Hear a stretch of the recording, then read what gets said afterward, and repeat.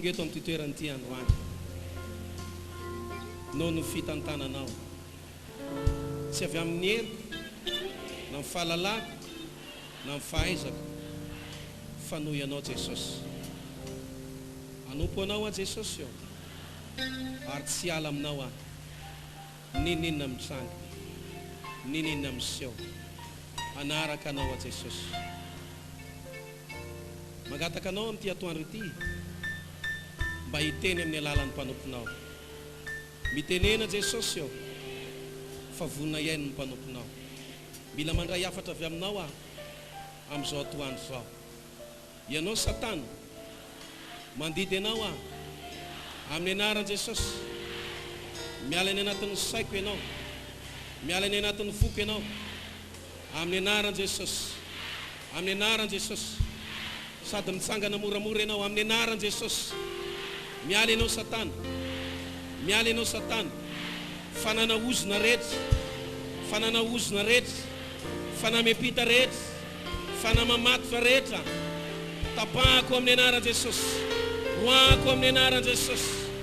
Afaka amin'ny anaran'i Jesosy, afaka amin'ny anaran'i Jesosy, afaka amin'ny anaran'i Jesosy, afaka amin'ny anaran'i Jesosy. Ireo fanana devony rehetra, mamato, mangetsy, manakana ny fiainako, mitondra blocage, mitondra sakany, mitondra tsatoko amin'ny anaran'i Jesosy. Amin'ity atoandro ity mandidy anareo aho, mandroaka anareo aho amin'ny anaran'i Jesosy. Miala nareo, lasinareo mandeha makany amin'ny tany foana tsy misy olona. Miala, miala amin'ny anaran'i Jesosy. Tsy maintsy miala nareo, tsy maintsy miala nareo. Miala ao anatin'ny foko, miala ao anatin'ny saiko, miala amin'ny ara-panahiko, miala any amin'ny tokantranoko any, miala amin'ny ara-bolako, miala amin'ny asako amin'ny anaran'i Jesosy, amin'ny anaran'i Jesosy, amin'ny anaran'i Jesosy, amin'ny anaran'i Jesosy, amin'ny anaran'i Jesosy, amin'ny anaran'i Jesosy. Farera-drerana rehetra, farera-drerana rehetra, favesarana rehetra ao amin'ny vatako ao, dia izay faritra mavesabesatra amin'ny vatanao na lohalika na andilana dia somary kasio kely. Miala amin'ny anaran'i Jesosy, miala amin'ny anaran'i Jesosy, miala amin'ny anaran'i Jesosy, amin'ny anaran'i Jesosy. Matanjaka, matanjaka, salama, salama, tsy marary tsony aho amin'ny anaran'i Jesosy. Sotra Jesosy. Halleluja. Jesosy ihany, asandrato ny tananao. Jesosy hatrany, tsy ho foana ny fanantenako fa eo ianao. Miaino le fitarainako, miaino ireo fitarainako, mampahery mampahera mba hiadanako. Jesosy vatolany farany. Jesosy ihany, Jesosy ihany, Jesosy hatrany, tsy ho foana ny fanantenako fa enana. miaino le fitarainako, Miaino ireo fitarainako, mampahery amaiana. mampahera mba hiadanako. Jesosy vatolany. Jesosy vatolany heriko. Alleluia. Mazo toerana ianao ary a. Mety efa imbetsaka ianao nare an'ity toriteny ity a, kanefa dia mbola tian'ny tompo amafisina aminao. Mety efa nisy mpanompon'Andriamanitra ny toriteny taminao a mahakasika an'izany. Mety ho za mihitsy azy, kanefa dia rehefa nivavaka aho a dia tian'ny tompo ampaherezintsika androany. Alleluia. Misy ten'Andriamanitra vitsivitsy ho jerentsika eto. Araky ny spot mandeha any amin'ny télé sy ny radio a, dia ho faranantsika androany a ity fionam-be Pentecoste ity, dia manomboka amin'ny herin'ny androany a tena hivadika zavakafa mihitsy sika. manomboka amin'ny heriny androany dia hiverina indray ilay sekolon'ny fitahina ary amin'ny endriny vaovao sady andraisantsika fampianarana marobe. Raha faly ianao mitiafatanana ho an'ny tompo ianao dia efa andehany amin'ny onjam-peo ny fampahafantarana momba an'izay sekolon'ny fitahina izay manomboka amin'ny heriny androany. Ary tsy vitany hoe fampianarana fotsiny fa isy hetsika maromaro ataontsika, resaka sosialy zany resaka maromaro fa alohantsika rehefa eo am-piatrena mahita izy fa zao aloha dia ho faranantsika ity fotoana ity, sy vavaka lehibe rehefa aveo ao anatin'izay fanovozan-kery zay. Ny ten'Andriamanitra androany dia hojerentsika ao amin'ny Filipianina 4:4, Romanina 12:12.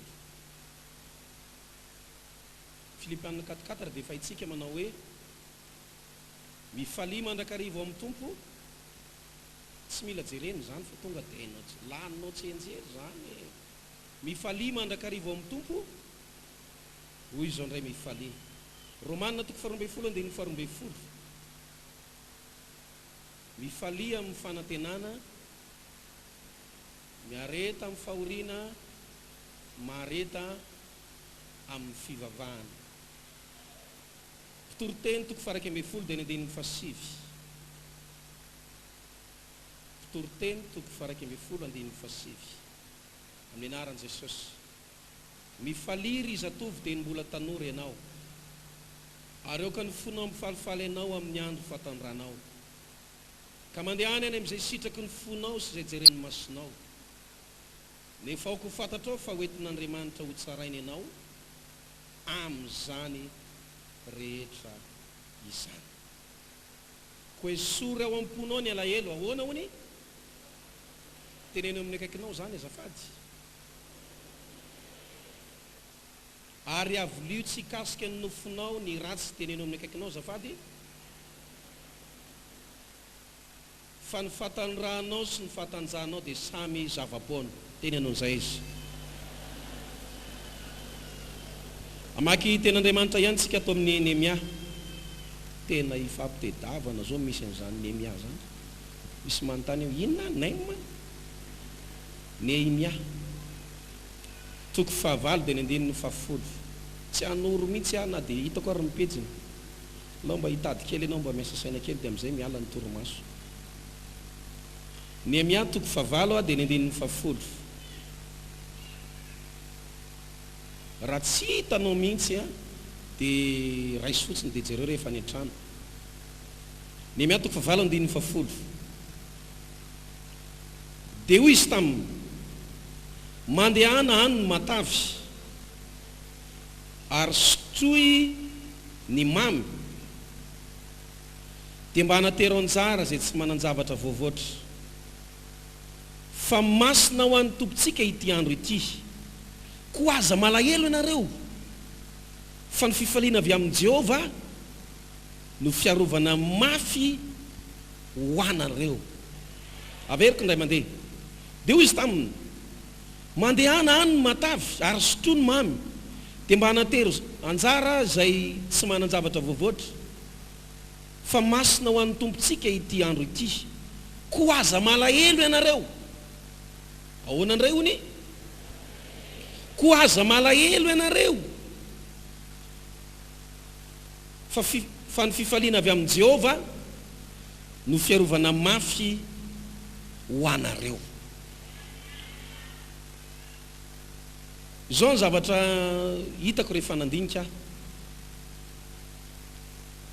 Ny zavatra eto ambonin'ny tany eto dia tsy misy zavatra parfait zany, tsy misy zavatra tanteraka zany tonga lafatra eto ambonin'ny tany. Marina fa hoy ny rahantsika manao hoe aliko ny ho avy ny ety an-tany. Misy fotoana ianao tahian'Andriamanitra, misy fotoana ianao anehoan'Andriamanitra fahagagana, misy fotoana ianao anokafan'Andriamanitra lalana. Tsisy nanao amainina mihitsy fa dia naninona loatra androany. Misy fotoana atobak'Andriamanitra eo alohanao ny vola sy ny areniny. Zay vao mba metimety. Fa misy fotoana indray misy zavatra mandiso fanantenana eto amin'izao tontolo izao. Misy zavatra tsy araky ny eritreretina mitranga eto amin'izao tontolo izao. Misy zavatra tsy ampozinao miseho mitranga eto amin'izao tontolo izao. Misy fiovaovana mitranga hitantsika iainantsika andavanandro. Ary zao no izy, aza mba taitaitra ianao raha misy olona miaraka aminao, na misy olona eo akaikinao, na misy olona namanao miovaovana mivadibadika, fa fomba ny tany zany. Ndraindray misy olona namanao be izy androany, makafy anao izy androany, manohana anao izy androany, fa rapitso izy mety hivadika. Fomba ny tany zany, miovaova ny zava-misy eto ambonin'ny tany. Misy fotoana ianao ienjehan'ny olona tampoko zany ianao tsy manao ninina, ianao tsy misy ninina ataonao, fa dia misy olona faly manenjika anao fotsiny. Ary be dia be aminareo tonga eto androany misy mpanenjika ary misy mpanaratsy, misy olona miezaka mafy mihitsy mba handedika anao sy hamodika anao, fa zao ny vaovao mahafinaritra, tsy hopotika ianao ary tsy ho ravy ianao. Na iza kiasa nenjika anao ary manenjika anao amin'izao fotoana izao, tsy hahatratranao izy ary tsy haravanao izy. Ndao mba hitehaka mafy an'Andriamanitra tsika, fa zany ny marina. Tenenina akaikinao zay manenjika anao tsy hahatratranao. Aleloia. Fa misy an'izany eto ambonin'ny tany eto, tsy rony tsy vetiny dia enjehan'ny olona ianao, enjehan'ny vadinao ianao, enjehan'ny zanakao ianao, enjehan'ny ray aman-dreninao ianao, enjehan'ny mpiray tampo ianao. Zany ny zavatra misy eto amin'izao tontolo izao. Misy fotoana ianao miezaka hijoro amin'ny sitrapon'Andriamanitra, dia misy olona indray mitsangana hanosipotaka anao hoe iny ene mody mivavaka iny ene mody miseho masina, fa zao nge ny fiainana iny ene mbadika any za aloha dia tena tsy mino mihitsy hoe iny lasa mpivavaka, tapako ny tanako raha iny ny ovo. Za aloha tsy mino hoe iny fiainana iny tamin'izao tontolo izao ve dia iny ve novavaka, dia iny ve lasa nompon'Andriamanitra, tsy mino an'izany iny ary mbola manao an'izao, iny mbola manao an'izao. Dia zavatra tsy ataonao zao dia misy olona manangan-tanana, dia misy olona mianina mihitsy hoe nataonao le izy. Aza marary fo amin'izany ianao. Aleluia. Zany no midiky fa tsy mbola any an-danitra isika, fa mbola eto ambonin'ny tany. Misy zavatra be dehibe tahaka an'izany eto ambonin'ny tany eto, ary tsy tokony ho gakitsika. Misy olona dia mamorona tsao momba anao fotsiny, iny ene manao sipa ary ny sipan'iny tsy iza fa pastera ao am'voan'olo koa ny sipan'iny. Zany mahatonga azy mandeha mivavaka alarobia, mandeha mivavaka alakamisy, mandeha mivavaka zoma, mandeha mivavaka sabotsy, mandeha mivavaka lahady, misy sipan'iny ny pastera ao. Maheno an'izany ianao dia malahelo ianao dia marary fo, dia tady hijanao tokantrano, aza mijanona any amin'izany, tohizo ny dia lanitra ny tanjony. Alao tataka eo ny vavany, fa ianao mandro fofoana ianao. Aleluia rahalahy, aleluia ranabavy. Zany ny manamarika fa mbola eto ambonin'ny tantsika. Raha mbola eto ambonin'ny tantsika tsy maintsy misy zavatra manahirana, tsy maintsy misy ady, tsy maintsy misy fanenjena. Aza matahotra ianao fa rehefa any an-danitra ianao tsisy olona mankala anao tsony ihany. Tianao daholo ny olona any, tianao ny anjely, tianao Jesosy, tsisy mpialina tsony ianao any. Fa zany ny zavatra tsy maintsy iainana eto ambonin'ny tany. Magaga raha hiverina kely ao anatin'ity resaka hoe Nehemia 9:7 ity. Dia zao gaga Ezra sy Nehemia, satria rehefa novakina tamin'ny olona ny baiboly, ny boky ny lalàna, nampahafantarina ny olona ny sitrapon'Andriamanitra, dia nalahelo daholo ny olona rehetrarehetra, dia nitomany, dia kivy. Dia ozy izy Ezra, fa maninona nareo no malahelo e? Taminareo tsy nalala ny sitrapon'Andriamanitra ny tokony alahelo sy hitomany ary ho kivy nareo. Fa zao efa fantatra reo ny sitrapon'Andriamanitra, tsy tokony alahelo ianareo, fa tokony hifaly ianareo. Ary tamin'io fotoana io rehefa fantatry ny olona ny sitrapon'Andriamanitra, dia nisy fifoazam-panahy be mihitsy tao amin'ny zanak'Israely, satria fantatry ny olona ny sitrapon'Andriamanitra, nanomboka nisy tara-pahazavana, nanomboka nahery ny mpino, ny fo ny ara-panahy tahaka anao amin'izao fotoana izao. Za aloha dia matsapa hoe hatramin'izay nivavanao teto zay tena mifo ara-panahy be mihitsy ianao. Marina fa tsara daholo ny fiangonana rehetra fa ny fahatongavanao eto ary ny fivoaranao eto ny hitako aloha. Fa tena hitako hoe mifoara-panahy ianao. Me mandroso amin'ny sitrapon'Andriamanitra, me mahalala ny sitrapon'Andriamanitra. Aleluia. De gaga Ezra sy Nehemia hoe fa maninona moa nareo ny malahelo hoe? Taminareo mbola tsy nalala ny sitrapon'Andriamanitra. Nahay ny faly tsara nareo, miramirana tsara nareo. Fa zao efa fantatra reo ny sitrapon'Andriamanitra de lasa mitomany indray nareo, malahelo indray nareo. Tsy tokony hoe ho faly ve nareo hoe? Rehefa fantatra reo ny sitrapon'Andriamanitra, rehefa mifoy tsara ny ara-panahinareo. Ozy izy Ezra, aza mitanondronondrika zany fa foany ranomaso. Efa fantatra ny sitrapon'Andriamanitra, efa mijoro tsara nareo zao, efa mahery tsara nareo zao, mifalia amin'izay. Aza misy mitomany tsony. Amen. Nagaga tokoa anie. Ary misy olona tratran'izany. Tamin'izy mbola tsy nanompo an'Andriamanitra mahay mifaly. Olona miramira ny endrika. Vao maraina ny andro mirahira. Ary fantatry ny olona mihitsy hoe iny vehivavy iny lehilahy iny tena olona mahafinaritra iny. Fa ny magaga rehefa atao amin'ny tompo indray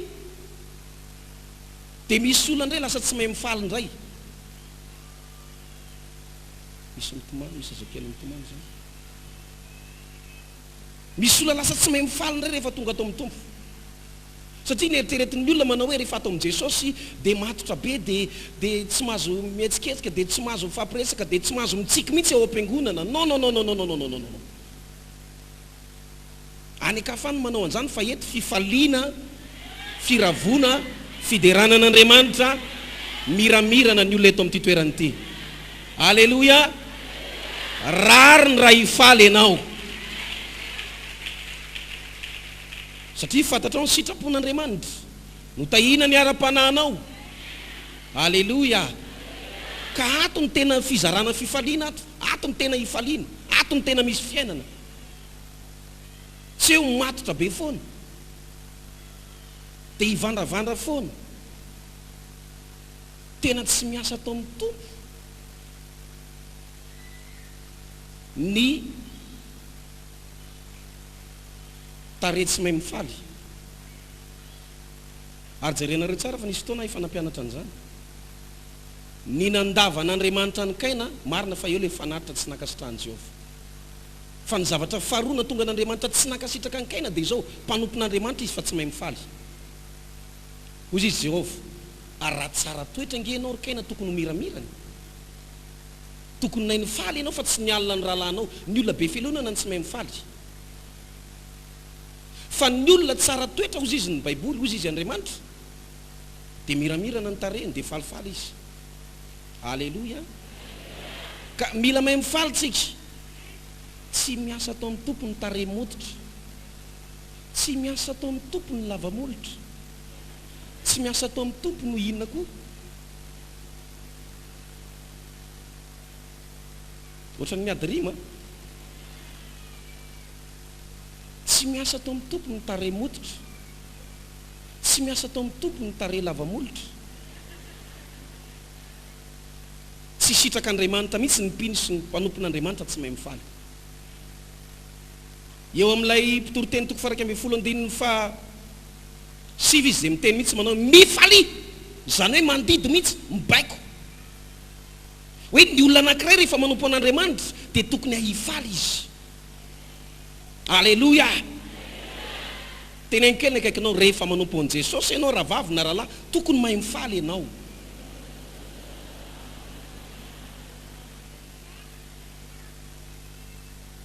Tokony mahay mifaly. Tsy miankina amin'ny zavatra hitan'ny masonao na zavatra jeren'ny masonao na zavatra iainanao androany mafaly anao na tsy. Ambarako aminao hoe inona ny antony mampifaly antsika. Satria zao tontolo zao mifaly, mandihy, mitsinjaka, mihira, fa tsy fantany hoe inona ny antony hifaliana.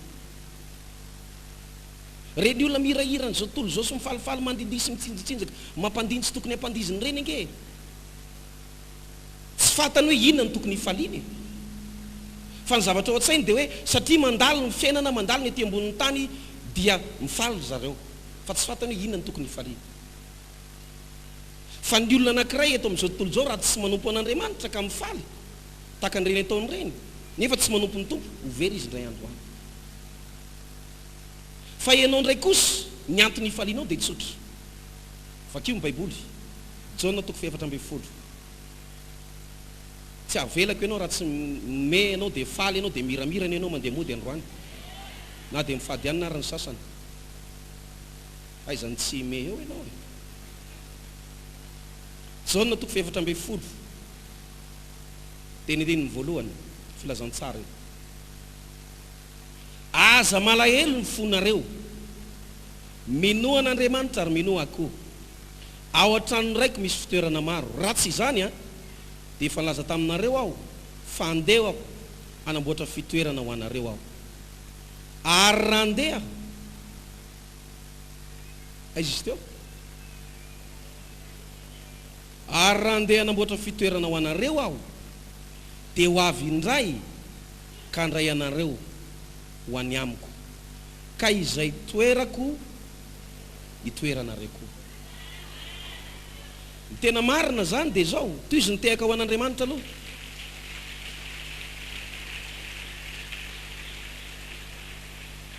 Ianao mbola miaina aty ambonin'ny tany, fa ny tena marina efa manana fitoerana namboarina ho anao ianao ao an-tranony ray. Ary raha miala aty ianao na tonga ny tompo dia ho any amin'ny toerana voavoatra ho anao io ianao. Zany ny fanantenantsika. Zay le hoe mifalia amin'ny fanantenana. Tsy verimaina ny fanomponao an'Andriamanitra teto amin'izao tontolo izao. Tsy verimaina ny ezaka nataonao. Tsy verimaina ny azakazaka nataonao tety ambany masoandro. Fa misy zavatra ao ambadika ireny fifaliantsika ireny. Hoy Jesosy, aza malahelo ny fonareo e, maninona nareo ny tomany, maninona ny malahelo. Zange raha andeha anamboatra fitoerana ho anareo ah. Ary ho avy ny fotoana tsy ty tany ty tsony ny toeranareo na hipetrahanareo, fa ho avy ndray ah akanareo ary ihany amin'izay toerako hitoeranareo ihany koa. Manana fitoerana any an-danitra ianao io. Le tehakinareo ohatra ny ao fafaintananao dia teneny zao, misaotra Jesosy hoe fa manana fitoerana any an-danitra. Nanamboatra fitoerana ho ahy ianao. Nanamboatra fitoerana ho ahy ianao. Misaotra Jesosy ao. Haleluya. Teneny akaikinao, aza malahelo ianao ninina mitranga fa manana fitoerana any an-danitra ianao. Raha ialeto ianao ray andro any ho hitanao io fitoerana io. Anana trano any ianao anana fonenana any ianao anana fanaka maro any an-danitra ianao. Ary toetra mandrakizay any amin'izany toerana izany ianao. Aleluya. Ny olona anankiray rehefa mibebaka marina niala tamin'ny fahotana, nakatony ny sitrapon'Andriamanitra, nandray an'i Jesosy ho tompo sy mpamonjy ny fiainana. Tsy tokony alahelo intsony zany olona zany, ninona midona eo amin'ny fiainana. Nisy fahoriana nidona teo amin'ny manakavy-kely dia tsy takatro mihitsy na ninona ny tranga io zavatra io. Za tsy tia namary tena hoe zao ny zavatra nataoko, fa tsy takatry ny sainao mihitsy hoe inona ny ao ambadika ty zavatra mitranga ty. Ary ny olona moa rehefa misy zavatra mitranga ohatr'ireny eo amin'ny fiainanao dia manana filazany ny olona hoe mety nanoto io, mety nanao an'izao, mety nanao an'izao io, fa Andriamanitra ny malala. Hoy aman-tsain'i Jesosy, fantatry Jesosy fa tsy takatry ny saiko zao zavatra mitranga zao, fa ianao malala ny antony. Ary na tsy mety amiko azy dia hifaly aho. Aleluya. Na tsy azonao aza ny antony zavatra mitranga eo amin'ny fiainanao, aoko resy lahatra ianao fa masoa anao zany. Teny kely an'izay ny akaikinao, na tsy azonao aza ny antony zavatra mitranga eo aminao, aoko ho fantatrao fa masoa anao zany.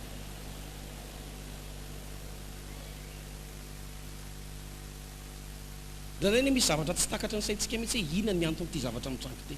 Miezaka manakatra ianao mamantatra hoe fa maninona tompo, inona ny antony zao zavatra mitranga zao. Fa tsy mety mahazo valiny ianao. Ny Baiboly dia milaza manao hoe ny fahendren'Andriamanitra ozy izy manafin-javatra. Raha fantatsika daholo ny tsy ambaratelon'Andriamanitra dia lasa mitovy amintsika Andriamanitra fa tsy Andriamanitra intsony. Ka aza miezaka manakatra izay zavatra tsy takatrao fa mifalia fotsiny amin'izay fomba hitondran'Andriamanitra ny fiainanao. Halleluja, halleluja. Mifalia ao amin'ny Tompo ary manana fanantenana. Zany ny antony hifaliana voalohany. Tsy mifarana eto ambonin'ny tany ny fiainantsika, tsy mifarana ao am-pasana. Ny antony mahatonga ny olona tsy mahay mifaly ary tsy manana fifaliana, manana tebotebo mandrakariva dia zao: mety misy otana fahalemena mamatotra azy, mety mbola misy karazana fahotana mangeja azy, dia ny olona mitazana azy aty ivelany dia mieritreritra manao hoe efa tsy manota tsony izy, fa izy mbola voafatotry ny otsa sy mifangejan'ny fahotana, dia matsapa izy fa misy zavatra manery azy dia tsy manam-pifaliana izy. Fa ny zanak'Andriamanitra efa mibebaka nandray an' Jesosy ho tompo sy mpamonjy ny fiainany, ny roso tamin'ny lalan'ny famarinana dia ny sitrapon'Andriamanitra tokony hifaly, satria manana fitoerana any an-danitra izy. Ianao anie zany resako zany, za tsy miresaka amin'ny olona ny ivelany fa miresaka aminao mipetraka tsara io mihaino ahy. Manana fitoerana any an-danitra ianao. Raha zany teo amin'ny toerana nisy ianao sady mitehaka any nanao amenina faran'izay mafy. Na ianao atao anatin'ny tokantrano ihany koa manaraka an'izao fitalavitra izao, rehefa nibebaka marina ianao ka nandray an'ny Tompo, manana fitoerana any an-danitra ianao. Tokony hifaly ianao, na maditra ny vadinao, na maditra ny zanakao, ninninona mitranga, tsy tokony hanakana ny fifalianao zany. Hoy Jesosy, eto amin'izao tontolo izao no ahitanareo fahoriana. Na ny Tompo azy nahita fahoriana teto amin'izao tontolo izao. Ary zao misy olona tsy mety afa-po mihitsy aho, ary te hitady zavatra mihoatra, te hanome fanafody ianao mba hanananao fifaliana. Misy zavatra tsy azo ovaina intsony eo amin'ny fiainanao, na hivavaka manao ahoana ary ianao dia misy zavatra sasatsasany tsy azo ovaina intsony eo amin'ny fiainanao. Ohatra, ny vadinao tsy azo ovaina. Tsisy nanao enjana be, enjana be. Jereo anie le tehaka anareo ohatra ny tehaka.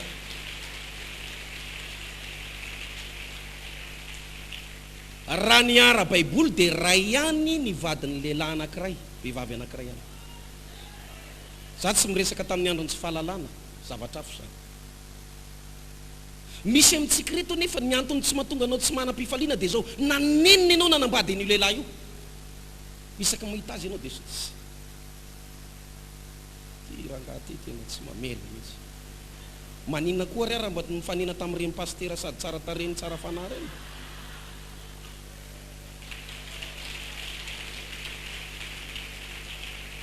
Na hifady anina 70 andro sy 70 alina ianao, io no ianao io. Na be volombavy io, na banga nify io, na manana diplôma io na tsy manana, io no anjara. Mahagaga fa misy tsy manao amainina mihitsy nga mieritreritra nisy olo tsy azo ovaina io, na mivavaka io na tsy mivavaka io, io ny ianao io. Tsy ianao ohatran'le rahalahy anankiray zay. Zaho izy pastera nanenina mihitsy nanambady an'le madamako fa ohatran'ny efa antitra be sahady izy. Ka mba mety fa izy pastera mba haka tanora atao am-piangonana, tonantonany ianao ho arino ny vadiny fa efa antitra dia haka tanora atao am-piangonana. Raha tsy etam-barotra izy tiako, tsy azo atao an'izany ny vady, rehefa ray dia ray. Alleluia, alleluia.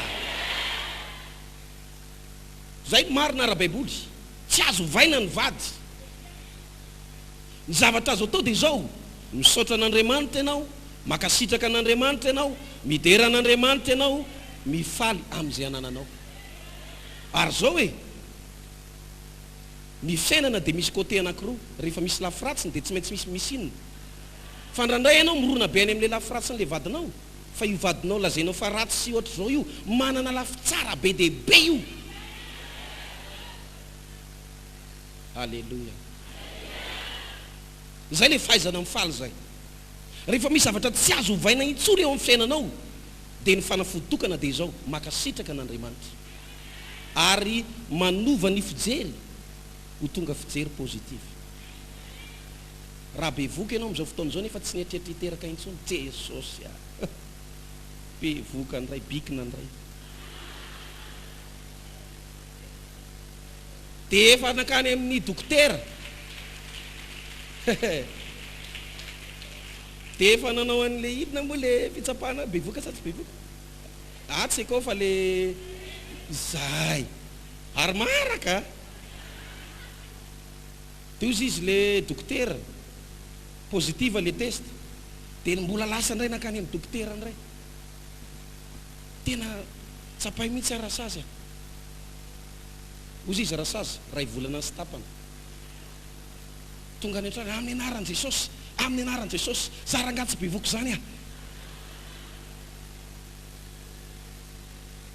misy zavatra tsy azo ovainy eo amin'ny fiainantsika. Hoentina mbavaka ho afaka ho vonoina tamin'ny androny tsy fahalalana ifananenenana.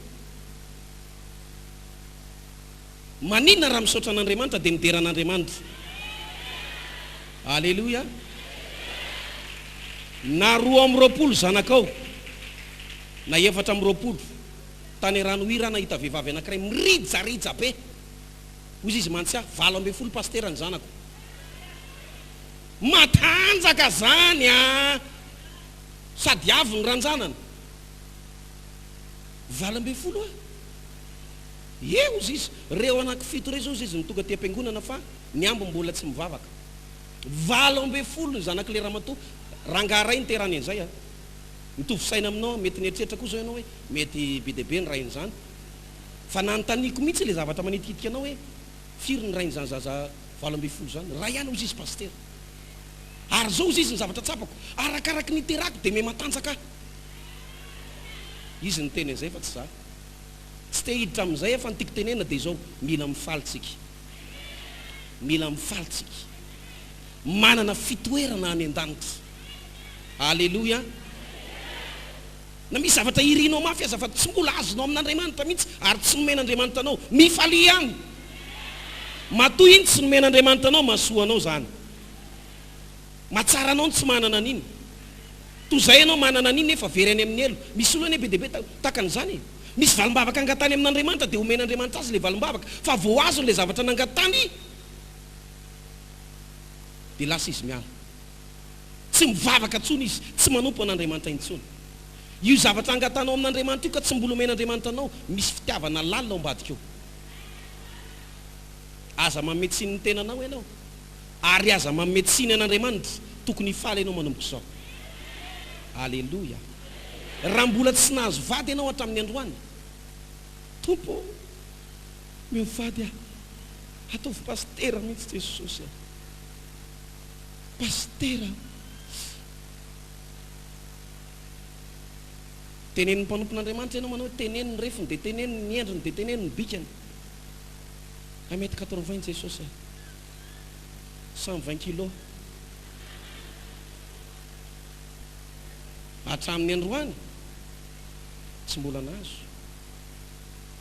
Misy antony aza manameloka ny tenanao ianao, aza mametsiny ny tenanao, mifaly amin'izay zava-misy atrenao androany.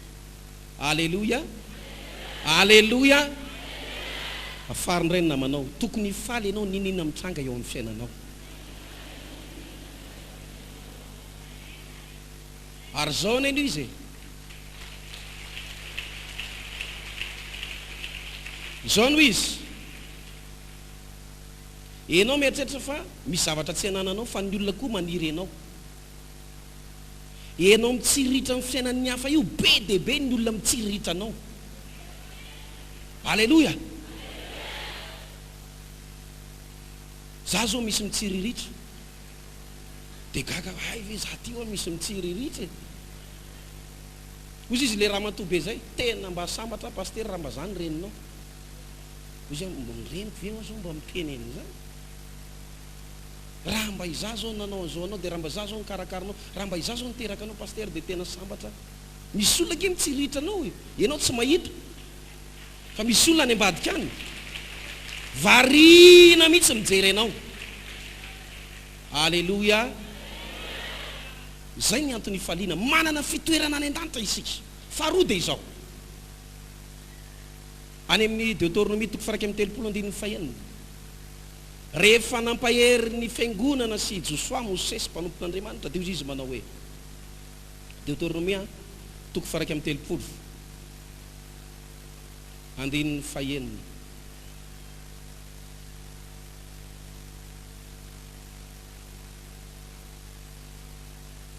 Kaizana Deutéronomie 4:3, 5.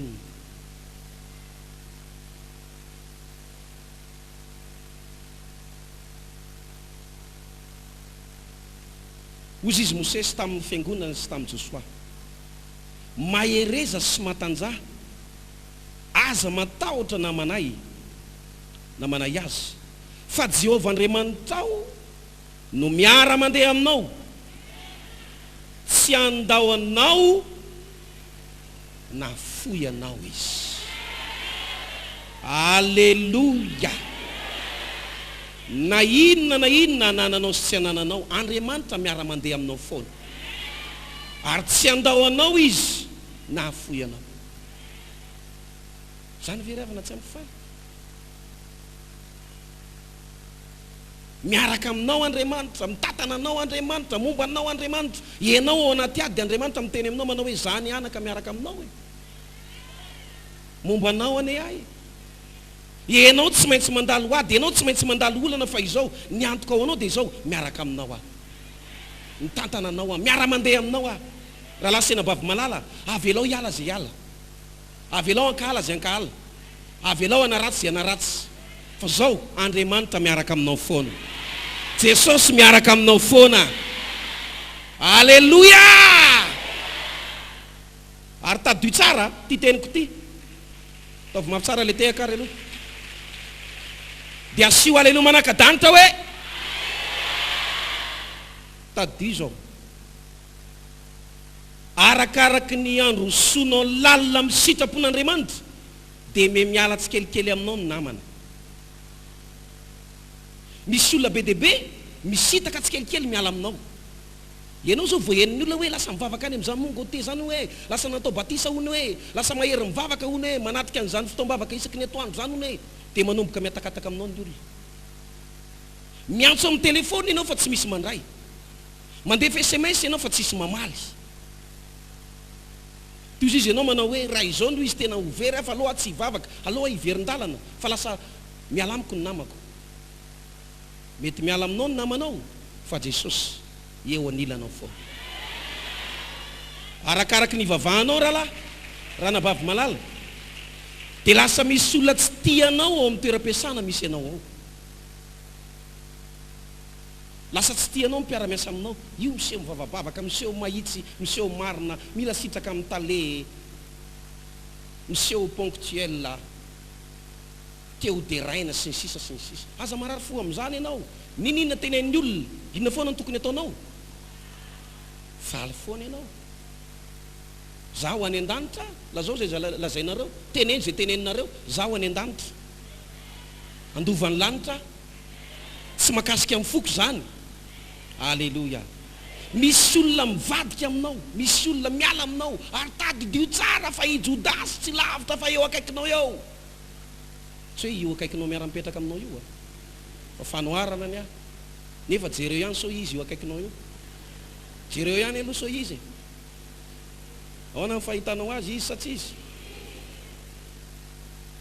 Fa i Jodasy tsy lavitra anao zany, fa eo akaikinao Jodasy. Ary amin'ny fotoana tsy ampozinao mihitsy no mivadika aminao io Jodasy io. Fa tadidio tsara, fa na mivadika aminao aza ny olona rehetra, miady aminao ny olona rehetra, mankahala anao ny olona rehetra, Jesosy tianao foana, miaraka aminao foana, miara mandeha aminao foana, mitantana anao foana izy, mandrapatonga anao any amin'ny fiainana mandrakizay. mitsangana dia manao haleluya. Dia lazao hoe misaotra Jesosy eo.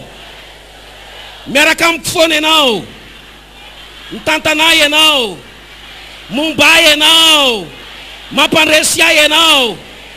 Haleluya, haleluya.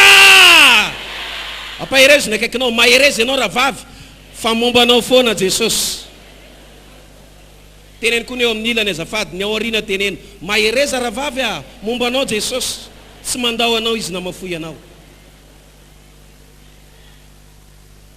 Maka plasy. Zany ny antony ifalitsika e. Tsy rehefa mipoaka ihany ny afera manana vola be vao tokony ifaly, fa na kely ny eo am-pelantanana na be ny eo am-pelantanana, rehefa miaraka aminao Andriamanitra tokony anina foana ianao.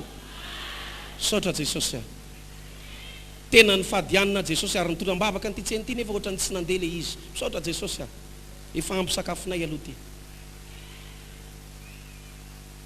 Zany ny fanaovana azy. Ny zavatra ny andrasanao efa ampivotra hipoaka mihitsy. Ozy izy ianao raha vao mipoaka ty zavatra ty, lasa panaka reny zay menakavy. Andriamanitra nefa mahita lavitra. Ozy izy ny tompo, raha vao mipoaka io zavatra io, iverin-dalana io zanaka io.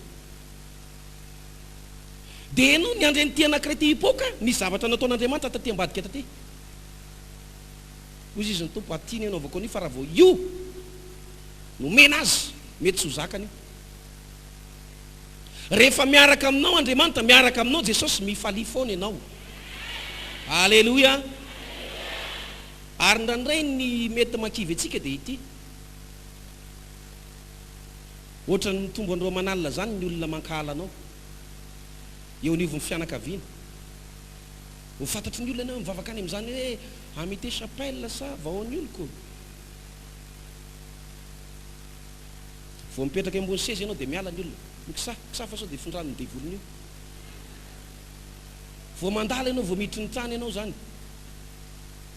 dia misy mamely ry ananina re. Haleluya, amen be. Misy fianakavianay manao an'izany. Fatany fa misy mpanompon'Andriamanitra maromaro miara-mivavaka amintsika, avanay ato. Dia rehefa mamangy fianakaviana sy anany dia vao miresaka eo zany, dia vao miresaka dia miresaka tsotra, dia misy mamaly eo anatiny ao. Amen, haleluya. Dia misy miteny, ary ianao manany ihany fivavahana, zany marinako. Fa tsy maninona zany. Na ianao rery aza no mivavaka, maherezy, matanja, mombanao Jesosy. Ho any an-danitra ianao. Tsy maintsy ho tahin'Andriamanitra ihany koa ianao. Andriamanitra mahalala zay mahatsara sy mahasoa anao. Ary ny planiny aminao tsy ianao miletika fa ianao miakatra. Aleluya. Tsy akory raha ny teny manao hoe misy zavatra angatantsika tsy omen'Andriamanitra dia midika hoe aletika Andriamanitra tsika. Tsia, za zao ray fantatro tsara ny mahatsara ny zanako. Manana zanaka laza zay laha tokana. Asa na ho ampiana izy io na tsy ampiana intsony. Fa raha ny eritreritry aloha mety tsy ampiana intsony. Teneniny andray andro, papa, fidian'ny trano aho. Nefa izy tsy haiko eo amin'ny 3 taona sa mahery kely. Fidian'ny trano aho, tondray trano aho. Eno aho. Fantatro fa ilainy ny trano. Mety aminy le omena trano. Fa izy mbola 3 taona. Ho zakany ve raha anamboarako trano ngezabe izy dia omeko azy ny lakile io ny tranonao ry fihobiana. Ohatra zany izy io. Tsy hoe raha tsy omen'Andriamanitra le zavatra angatantsika dia tsy azo mihitsy ianao. Na ho anta ianao na ho sahirana. Tsy zay. Tsara lavitra anao io angatanao io no omen'Andriamanitra anao. Raha mahay mifaly ianao. Ahoana ozy izy ny Salamo 7:34 miravoravo amin'ny Jehova ianao ka tsy io angatanao io ihany no omen'Andriamanitra anao fa mihoatra lavitra noho zany. Aleluya, aleluya. Zay ny antony faharoa. manazava aminareo hoe inona ny antony mampifaly antsika. Ny antony dia tsotra, miaraka amintsika amin'ny tompo. Ny tantananao izy, na miala aminao aza ny olona rehetrarehetra, na esory ny olona any amin'ny toeram-piasana ianao, tsy hoe voaroaka tany am-piasana ianao dia miala taminao Jesosy. Voamay Jesosy eo akaikinao eo. Aleloia. Amin'ireny ady mafy atehanao reny Jesosy tsy misaraka aminao zany. Ary raha mbola isy ady mafy kosa sanatiny zany andalovanao, eo anilanao foana Jesosy. Aleluia. Aleluia. Mila mifalitsika, mila mifalitsika. Ary nisan'ny antony ngeza be tokony ifalitsika dia izao. Androany moa le resaka hoe famaranana Pentekosta. Tena nanomezan'Andriamanitra ny fanahana. Tena sarobidy zany. Jerenareo tsara fa tsika kristiana na isika pino amin'izao andro faran'izao tena azo lazaina hoe sambatra mihitsy. Tamin'ny andron'ny testamenta taloha dia Jehovah Andriamanitra mihitsy no nandray an-tanana ny zavatra rehetra. Ary tamin'izany Andriamanitra tsy mitsitsitsy. Vao manoty ianao dia efa fatesana amin'ny andro ianao. Fa rehefa avy eo tonga tao amin'ny andron'ny famindrapo, Jesosy Kristy nalefa tety ambonin'ny tany. Ho faty hamonjy antsika. Fa zao rehefa teto Jesosy dia tao aminy fanahy masina. Dia ny mpianatra rehetra nomeny fahefana fa tsy mbola nanana ny fanahy masina. Dia nanafana fo ary izy ireo dia mbola nisy fotoana ny verin-dalana, nisy fotoana mbola be deabe ny zavatra tsy tanteraka, be deabe ny zavatra tsy mbola vitany. Fa ho Jesosy rehefa andeha dia aniraka ny mpananatra ao aty aminareo. Amin'izao fotoana izao efa lasa Jesosy, efa eo amin'ny seza fiandrianana izy, tanakavanany ray, midina ny fanahy masina, afaka mandray ianao, afaka mandray ahy. Zava-dehibe zany. Ary rehefa nandinika tsy ho resitsika mihitsy ny zava-misy eto ambonin'ny tany raha tsy manana ny fanahy masina isika. Tsy ho resy mihitsy. Jerenareo tsara fa misy planiny devoly miafina be dehibe any ambadika any. Ary ny devoly dia manana planina maneran-tany mihitsy amin'izao tsika miteny izao. Fa ny olona tsy manana ny fanahy masina dia ho raraka ary ho reraka ao anaty ady. Satria ny devoly mametrapetraka planina be dehibe eto amin'izao tontolo izao. Fa soa ihany fa nomen'Andriamanitra ny fanahy masina ao anatinao izy amin'izao fotoana izao. Tokony hifalitsika ianao ny amin'izany. Manana ny fanahy masina, manana ny herin'Andriamanitra. Mety tsy manana vola be any amin'ny banky ianao fa manana ny fanahy masina. Ozy izy ny fianakavianao sy ny havanao, ianao mba mivavaka, ianao ohatr'izao, ianao ohatr'izao, aiza zay anananao, aza mamaly. Izy manana fiara, izy manana vola, fa ianao manana ny herin'Andriamanitra. Manana hery ianao, manana fahefana ianao, manana tombo-kase ianao. Ary ny ray andro any raha samy miala eto ambonin'ny tany, za tsy teny hoe makaiza izy, fa ianao mifantatra ho any an-danitra ianao. Ny fanahy masina manko dia izao. Fotoana telo mamarana ny tantaran'Andriamanitra izy io, tantaran'ny tany. Fotoanan'i Jehovah Andriamanitra, fotoanan'i Jesosy Kristy, ary ny fotoanan'ny fanahy masina.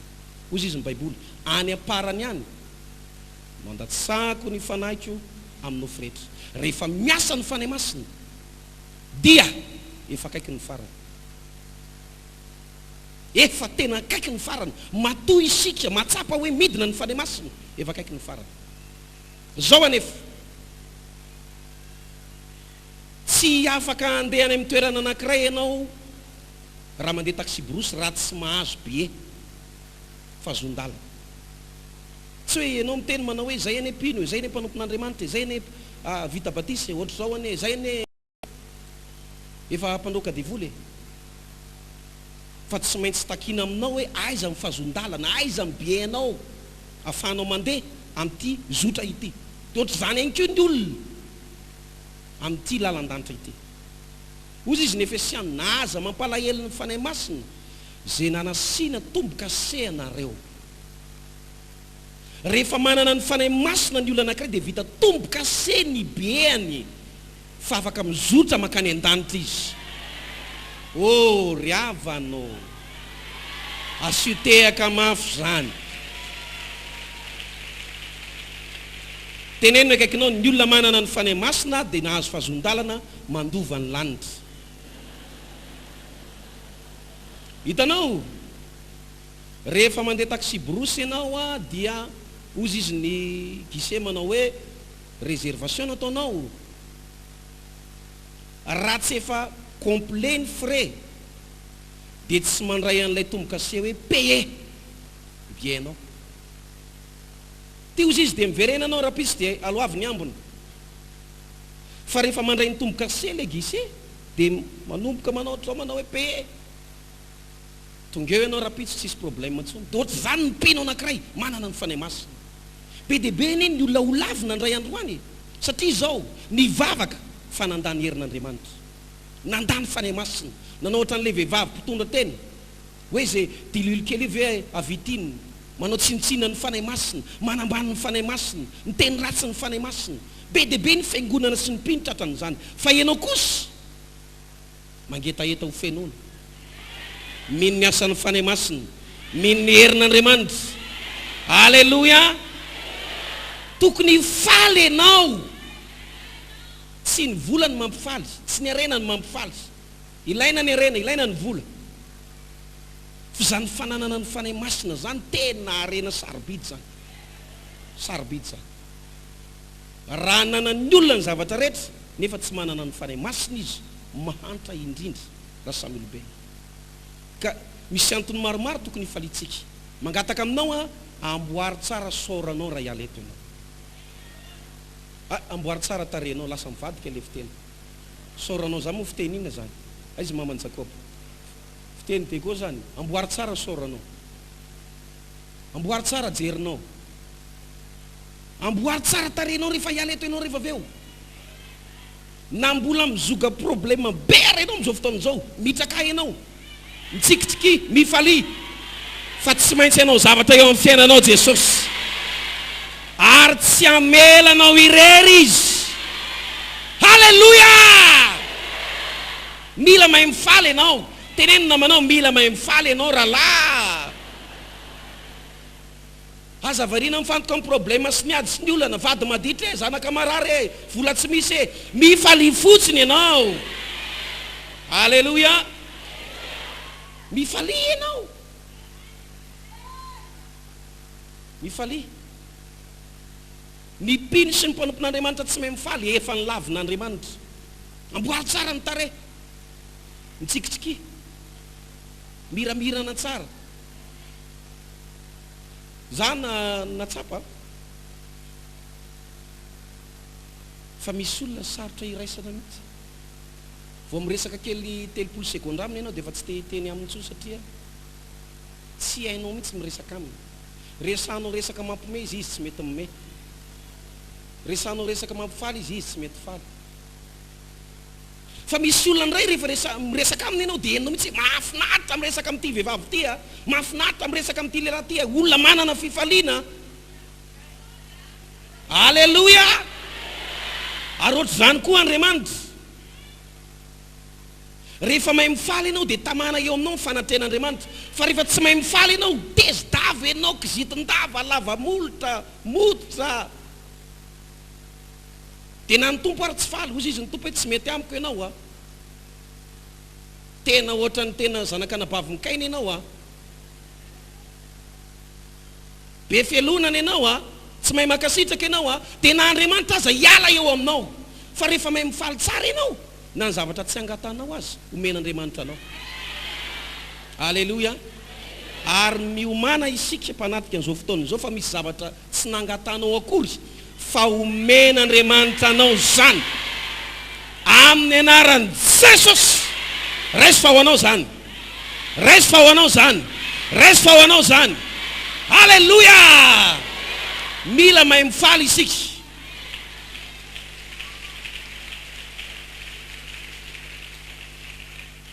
Amaranako azy tao fianarantsoa tao dia nandalo ady mafy izay mivady.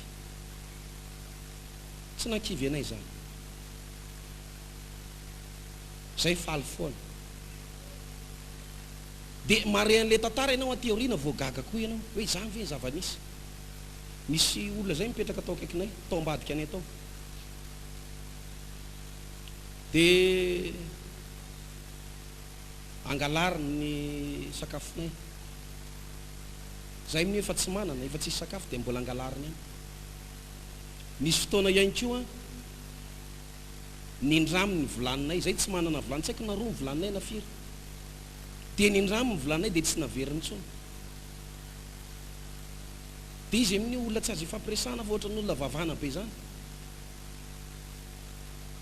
Dia lasa izy nitsoaka nandeha avy ao, nety nitsoaka tany ny volaninay. Velao azy any. Dia rehefa lasa nandeha izy, dia any amin'ny toerana nisy azy any, ay tsy vitan'izay ihany fa tena tsy faly aminay mihitsy ka izy ty, sy le tompotrano nipetrahanay.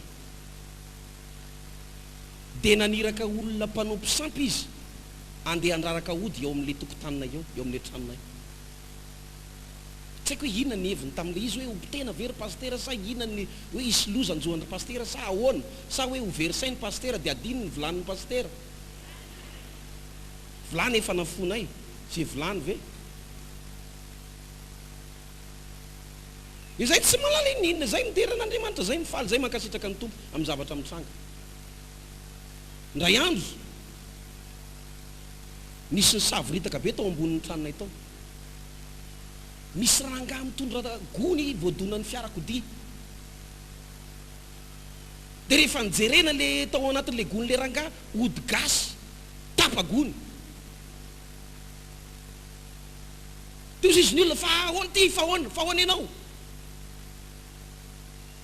Zaho izy le rangahy, nisy naniraka e, nisy naniraka e, nisy naniraka. Iza naniraka anao? Dia le olona le mipetraka atao akaikina io niteneniny. Ny rahan'olona zany io rangahy io andeha hanatra fanafody gasy amelezana anay ao amin'le tokotany misy anay sy le tompotrano. Fa eo ambonin'ny tranonay eo nidomo ny fiarakodia. Ianao aza matahotra amin'ireny fandrahonana maro isan-karazany ireny. Mifaly fotsiny, mijoroa tsara. Fa miaro anao Andriamanitra na tsy hitany masonao azy. Alleluia. Dia ozy izy le olona nanatika teo,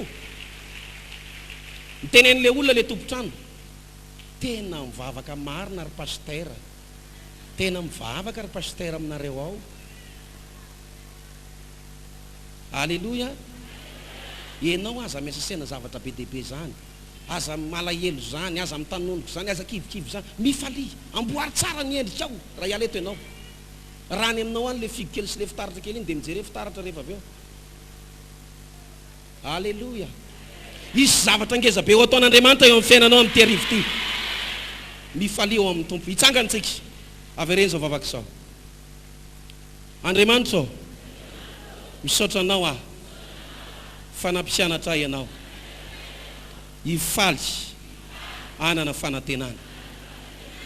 Jesosy eo ny teninao dia milaza fa efa nanamboatra fitoerana ho ahy ianao. Minao n'izany aho, minao n'izany aho. Ianao efa niteny fa tsy andao ahy ianao, hiaraka amiko foana ianao, ninina mitsanga eo amin'ny fiainako. Jesosy eo tapa-kevitra, rehako foana zany toroteny zany, rehako foana zany fampianarana zany, fa manomboka androany ho ampiariko zany, hanomboka hifaly aho, hanomboka hanana fanantenana, satria manana anao a Jesosy, manana ny fanahy masina ihany koa. Ho any an-danitra manan-javatra, manan-javatra, manana fahasoavana izay tsy anana ny hafa. Jesosy eo tapa-kevitra, manomboka izao, manomboka amin'ity fotoana ity, hitsaka, tsy alahelo intsony, tsy hitomany intsony, tsy hitanondrika intsony, fa ho feno fifaliana.